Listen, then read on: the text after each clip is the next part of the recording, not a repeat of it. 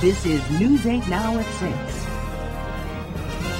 A new way to get around. The Penn Central and a fan ban at high school ball games. All made news this very week in decades past on Rochester's first TV station. Here's Dave McKinley with News 8 Then. Although it's been the fast ferry which has dominated the news as of late, believe it or not, it was 10 years ago this week when former Mayor Bill Johnson first dabbled in ill-fated forms of transportation when he unveiled plans for the Easy Rider, a free shuttle making its way around town from night spot to night spot. It was aimed as a way to liven things up.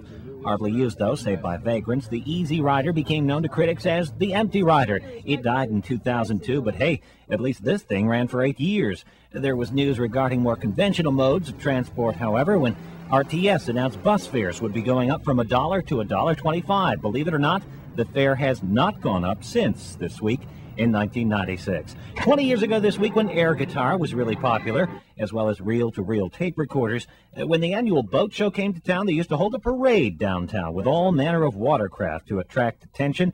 And back in those days, though he may have been on school grounds, your friendly neighborhood bus driver could still step off to sneak a leisurely smoke.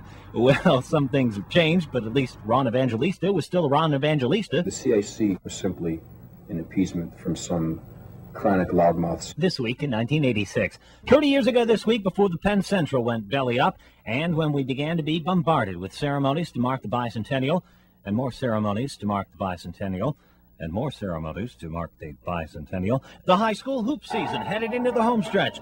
But there was one thing missing: fans. This week's News 8 Then pop quiz: why were the fans banned from high school gyms throughout the county this week in 1976?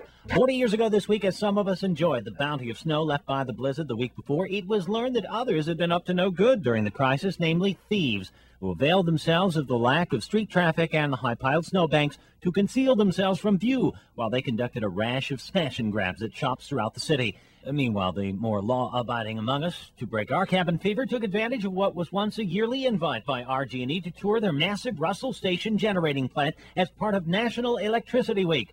They don't have National Electricity Week anymore, and we'd imagine Homeland Security would take a dimmer view of attempts to get an up-close look-see like this one today than they did in the days of News 8 Then. This is News 8 Now. And the answer to this week's News 8 Then pop quiz about what prompted a fan ban at area high school sporting contests 30 years ago this week. Guess what? It was the measles. After several hundred cases were found at schools countywide, officials felt the best way to nip the outbreak in the bud was to keep people apart. Thus, the ban on fans at sporting contests this week in 1976.